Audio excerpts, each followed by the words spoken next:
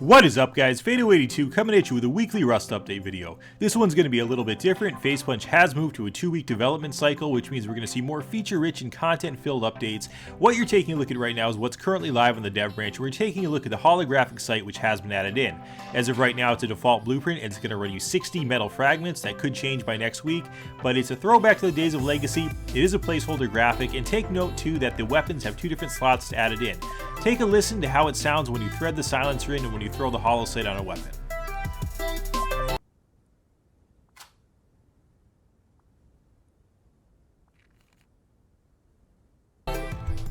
As of right now in the dev branch, the weapons have 2 slots for attachments. You can use the silencer and the Holo Sight together, so you don't have to pick one or the other. If you want to use both of them, you can certainly go ahead and do so, and they do complement one another nicely. From doing some initial testing, we couldn't figure out what loot table, or what blueprint library rather, the Holo Sight was part of. We're assuming it's part of the library tier, but we couldn't fully test that. Perhaps it hasn't been added into the loot table fully on the dev branch. Doing some testing with it, guys, once we threw it on weapons, we found that it was much more accurate using the Holo Sight. The Holo Sight's not going to increase your zoom necessarily. What it is essentially a laser pointing system where you can use it to stay on target even when your gun shifts. So it's much better for keeping your shots in a tighter placement, but it's not going to give you necessarily a zoomed in feel. It was highly effective. I was able to land headshots better with it and just be much more effective with it. It was able to be used on the majority of the weapons in the game. Again, this could change by the time that it goes live next week. We could use it with every weapon just about, with the exceptions of the rocket launcher and the revolver and a couple other weapons. It was able to be used on the crossbow. I'm not sure if that'll change, but that was a cool addition to the crossbow to see the Holo Sight being added on there. I found that it was particularly effective for the shotgun at lining up shots, and I was able to be much more effective with the shotgun when I added the holographic sight on there. It was a much needed addition to the shotgun, and it made it much more effective. In addition, guys, the iron sights on the weapons have changed, most notably to the bolt action. There are now 2 points of aim on the weapon, and it's much more realistic, and it's a much tighter targeting system. This, again, is the first iteration of it, and it may change by the time that it goes live next week. But keep in mind, guys, the guns are getting a lot of love, which is really important to Rust because Rust is a gun game in many ways, and those are the weapons that players are going to be using the most. The new sight system is going to allow you to be much more effective with the weapons and to be much more accurate with them when you're aiming down the iron sights. So that's really a much needed addition, and it's really good to see that Gary and team have focused on that.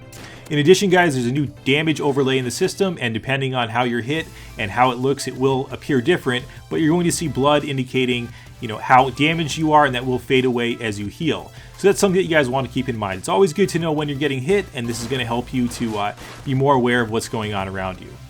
In addition, guys, you're going to notice this week there's been some balance to the market. Items are going to be costing a little bit more, so you're going to notice the skins have a higher dollar amount associated with them. This helps balance out the market and makes some items more valuable than others. This will continually be tweaked, so you'll see further evolutions of this, and perhaps some items will be weeded out entirely and the rarity of items will increase. This is something, guys, that was much needed to balance the economy, and it's a step definitely in the right direction. And what we're moving into now, guys, is taking a look at some things that aren't currently on the dev branch and will be added into the game in the future. This is a water treatment plant model which has been worked on extensively. Absolutely a stunning model. As you guys can see, there's different levels to it. There's underground parts, there's a pigeon's nest up there. There's lots of different things here, and that's going to be a really great place to explore. What you guys are looking at right now is a helicopter, which will soon be in Rust. I don't believe, guys, this is going to be something players can make or pilot. I think this will be something that is going to be an event that occurs in the game, and my prediction on it is it's going to be something that occurs to go after players with a high kill count or a high kill ratio. It's going to be used to help balance out some of those players who are dominating the server. That was the speculation that was among the community a while ago in regard to the helicopter, and I think that that's how it's going to be used, but I could be wrong. I have no insider knowledge or anything of that nature. That's my perspective.